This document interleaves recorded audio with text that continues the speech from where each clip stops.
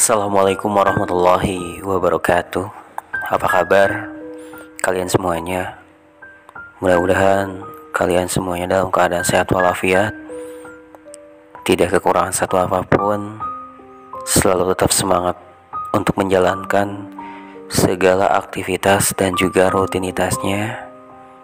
Mudah-mudahan selalu dalam keberkahan rezeki yang apa kita dapatkan dalam pekerjaan ataupun juga dalam usaha kita. Mudah-mudahan kalian semuanya selalu bisa menjaga kesehatannya, selalu melaksanakan protokol kesehatannya, dan mudah-mudahan kita semuanya dihilangkan dari orang-orang yang zalim, orang-orang yang syirik kepada kita, dan selalu dilindungi oleh Allah Subhanahu wa Ta'ala. Amin ya Allah ya Rabbal Alamin. Di cerita kali ini saya mau berbagi cerita kepada kalian semuanya, dan ini adalah kisah nyata yang dialami oleh paman saya. Paman saya merupakan adik dari ibu saya, ya bisa dibilang begitu. Dan kisahnya ini berawal beberapa tahun yang lalu, dan bahkan saya masih sekolah itu di kisaran saya berumur kelas 2 SMA, dan ibu saya juga masih ada, dan bahkan ibu saya juga selalu mendukung dan juga selalu meridhoi segala apa yang dilakukan oleh paman saya, karena paman saya sudah tidak mempunyai kedua orang tua. Jadi begini, ibu saya punya kakak, kalau nggak salah tidak tahu adik. Nah, kakak atau adik itu jadi mempunyai anak, yaitu paman saya, bisa dibilang begitu. Karena saya nggak tahu ya seluk beluk dari keluarga besar ibu saya, juga seluk beluk dari keluarga besar bapak saya, ya istilahnya hitam. Jadi saya hanya mengenal beberapa saja dari keluarga ibu saya almarhumah, dan juga mengenal sebagian saja dari keluarga besar bapak saya. Jadi saya tidak diperkenalkan semua keluarga besar, baik ibu saya ataupun juga bapak saya, dan bahkan nenek dan kakek saya juga saya nggak tahu. Nenek dan kakek dari bapak saya ataupun juga dari ibu saya juga tidak tahu. Saya hanya tahu namanya saja dan tahu kuburannya saja. Dan alhamdulillah saya selalu mendoakan mereka, mendoakan orang-orang yang sudah meninggal dunia, baik itu ibu saya sendiri ataupun juga adik saya, kakak saya yang sudah meninggal, terus juga kakek dan nenek saya, dan keluarga saya yang sudah meninggal. Saya selalu mendoakan mereka semoga ada dalam lindungan Allah dan ada di sisinya. Amin ya Allah ya Rabbal Alamin. Nah, jadi saya ingin mengingatkan aja buat kalian semuanya, baik muda ataupun tua, siapapun, kalau sudah meraih kesuksesan, jangan sampai kita lupa kepada Yang Maha Kuasa Allah Subhanahu wa Ta'ala. Jangan sampai kita pergunakan untuk hal-hal yang tidak berguna, untuk hal-hal yang istilahnya dilarang oleh Allah. Jadi kita harus menjaga apa yang kita dapatkan, rezeki yang kita dapatkan, yang diberikan kepada kita dari Yang Maha Kuasa. Jadi saya hanya mengingatkan saja.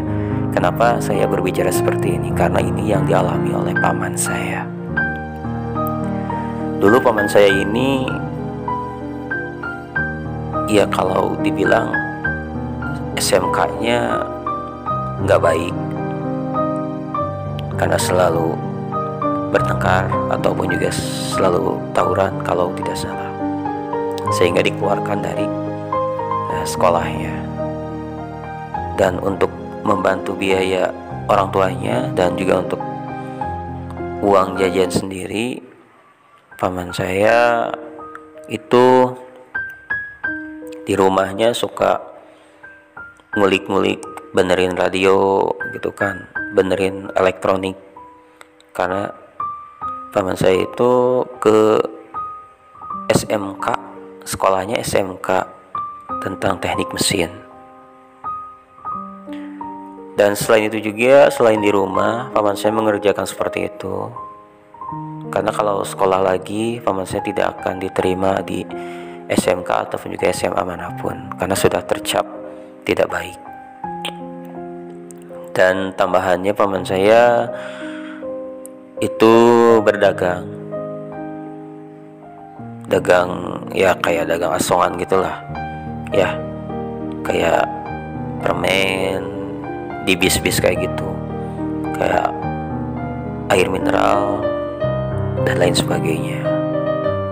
Sampai paman saya itu jualan ke Bandung gitu kan, nyampe itu ke Bandung naik kereta api kan. Terus paman saya itu, saya nggak tahu ya sejarahnya, mungkin tiba-tiba paman saya itu jualan di pasar gitu kan, di pasar tradisional, ya jualan yang seperti kikil, sosis, bakso dan lain sebagainya. Sampai tahun ke tahun paman saya itu maju dan sudah ketemu bahwa saya harus jualan ini.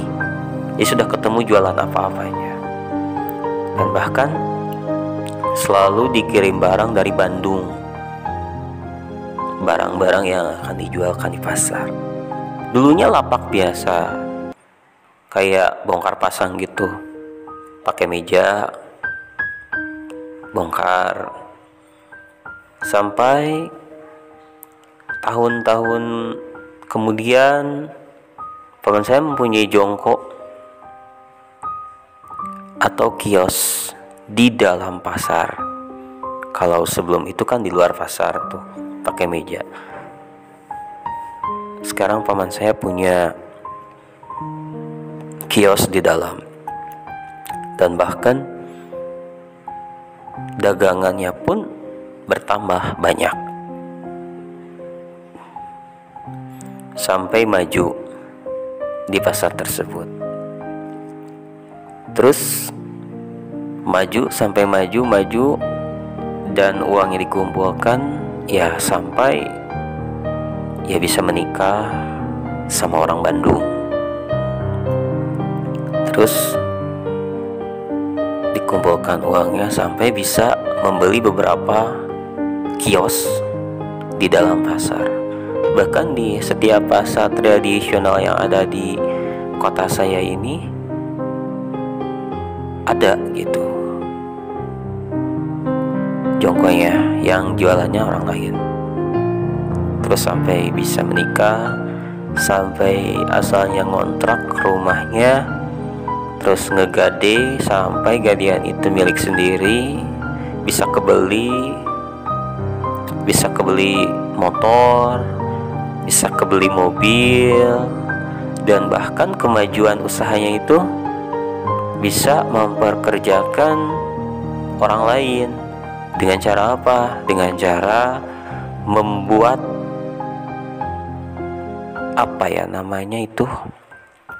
membuat tanggungan gitu ya, membuat tanggungan, dan orang lain yang berjualannya. Jadi paman saya memberikan modal. Satu tanggungan itu ada ya seperti kompor, seperti tusukan sate kayak gitu, saus, sambal dan lain sebagainya, minyak dan lain sebagainya. Jadi satu tanggungannya itu dimodalin. Kalau tidak salah ada 5 tanggungan kalau nggak salah ya. Kalau 5 tanggungan itu kan, kalau store misalnya satu tanggungan sehari 30.000 kan lumayan tuh. 3 kali 5 150.000 kali 1 bulan. Kalau viewer itu 1 bulan orang yang berjualannya gitu. Pokoknya semua kebeli dan lain sebagainya. Cuman kemajuan itu tidak lama, karena paman saya itu bergaul dengan orang-orang yang tidak baik, bergaul dengan orang-orang yang baik juga.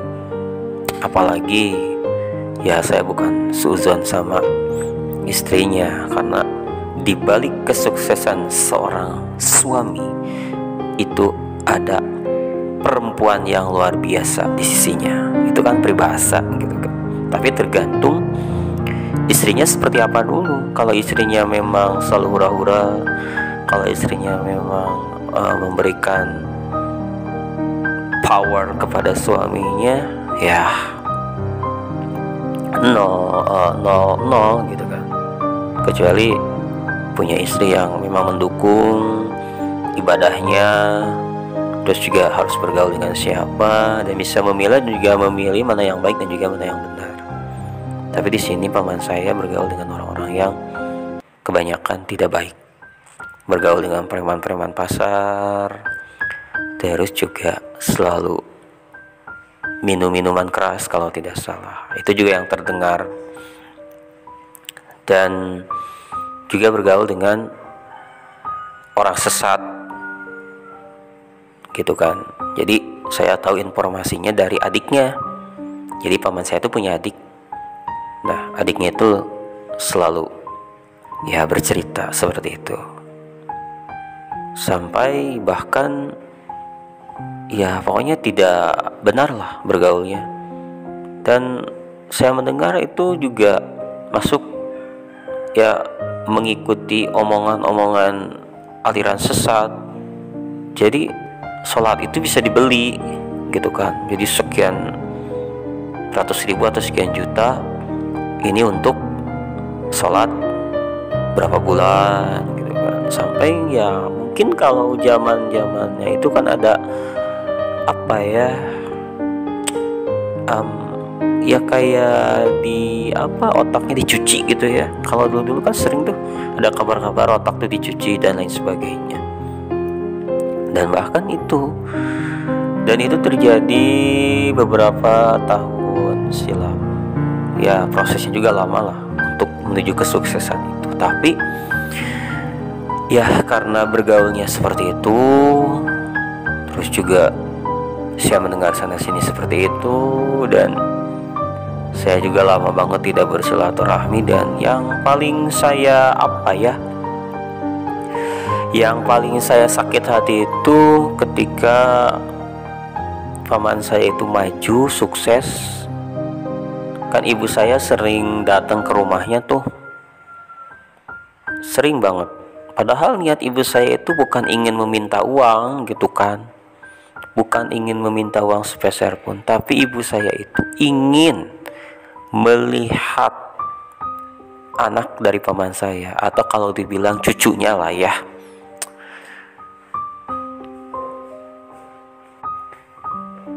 Dan itu dicurigai sama istrinya. Tapi kalau paman saya masih biasa-biasa aja kalau ibu saya ke rumah. Nah itu yang dicurigai ya oleh istrinya. Padahal ibu saya itu nggak akan meminta apa-apa, meminta uang juga pun enggak. Tapi yang jelas ibu saya itu hanya ingin melihat cucunya. Dan bahkan saya juga dulu pernah ke rumahnya, dan ya ketika mendengar ibu saya mendengar omongan seperti itu, ya saya juga menjaga jarak lah dari situ. Jadi tidak sering ke sana. Jadi hanya seperlunya aja. dan sampai belum bisa meminta maaf juga sih paman saya ketika ibu saya meninggal dunia. Tapi yang jelas ya ibu saya sudah memaafkan itu semua. Nah, waktu demi waktu, hari demi hari, bulan demi bulan, tahun demi tahun, gitu kan, saya mendengar bahwa paman saya itu kios-kios yang ada di pasarnya udah nggak ada, udah pada dijual. Terus usahanya juga agak sedikit menurun. Terus kendaraan mobil sudah dijual. Ya mobil itu kan untuk pulang pergi Bandung Cianjur untuk bawa barang. Terus yang di rumah juga barang-barang sudah dijual. Terus rumah sudah digadekan. Motor juga sudah dijual. Habis itu semua. Dan terakhir mendapatkan informasi bahwa sudah mengalami kebangkrutan. Terus ingin membangun lagi usaha tapi tidak ada hasilnya. Yang jelas sekarang paman saya itu sudah, ya dengan pekerjaannya itu sudah, sekarang rumahnya ngontrak. Terus paman saya bekerja sekarang jadi tukang parkir. Dan istrinya dan istrinya ya bantu-bantu paman saya lah, bantu-bantu suami, ya kayak bekerja sampingan lah di rumahnya ada gitu kan. Ya informasi sampai sekarang seperti itu. Dan saya nggak marah, keluarga saya nggak marah, nggak benci, nggak apapun pokoknya. Kalau saudara mengalami sebuah kemunduran, sebuah kebangkrutan, gulung tikar, ya kita harus deketin lah mereka gitu kan, karena itu masih keluarga kita. Kita saling mendoakan, kita saling support gitu kan. Jangan ada batasan di antara kita. Ya saya selalu berkomunikasi sampai sekarang. Dan kita ya menjadi baik kembali setelah mengalami itu. Ya saya nggak ngobrol-ngobrol tentang masalah yang sudah-sudah, tapi yang jelas saya mah yang ngobrol dengan seadanya aja sekarang, situasi sekarang gitu kan, gitu. Nah yang jelas, jadi saya mah titip kepada kalian semuanya, ketika sudah mengalami kemajuan, kesuksesan dan lain sebagainya, kita jangan sampai lupa sama yang memberikan rezeki kita, lupa sama yang memberikan anugerah kepada kita, rezeki yang barokah dan juga melimpah.